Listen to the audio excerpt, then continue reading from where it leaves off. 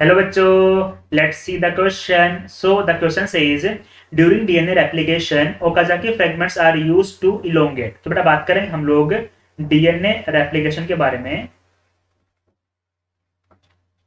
बेटा हम लोग जानते हैं कि डीएनए रेप्लिकेशन के अंदर क्या होता है कि एक स्ट्रैंड पर कंटिन्यूअस सिंथेसिस होता है और एक स्ट्रैंड पर डिसकंटिन्यूअस सिंथेसिस होता है. सपोज कीजिए बेटा इस तरीके से हम लोग ये डीएनए के स्ट्रैंड का फॉर्मेशन कर रहे हैं.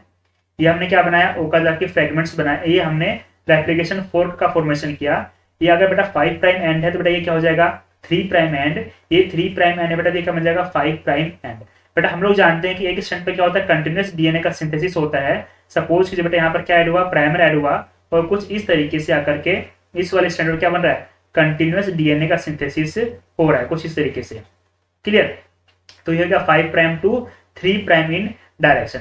लेकिन मैं दूसरे स्ट्रैंड की बात करूंगा तो यहाँ पर मान लीजिए क्या बना, प्राइमर आकर के अटैच किया यहाँ पर और फिर कुछ इस तरीके से यहाँ पर क्या हो रहा है, डिसकंटिन्यूअस मैनर में जो डीएनए का फॉर्मेशन हो रहा है कुछ इस तरीके से फ्रेगमेंट्स की फॉर्म में हो रहा है.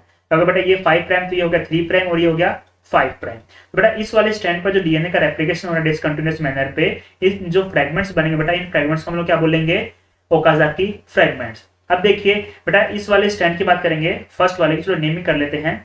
बेटा इस वाले स्ट्रैंड को बेटा हम लोग क्या बोलेंगे, लीडिंग स्ट्रैंड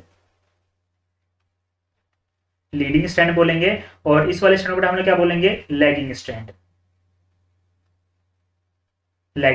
अब देखिए बेटा कि लीडिंग पे तो क्या हो रहा है, कंटिन्यूअस सिंथेसिस हो रहा है, कोई दिक्कत नहीं.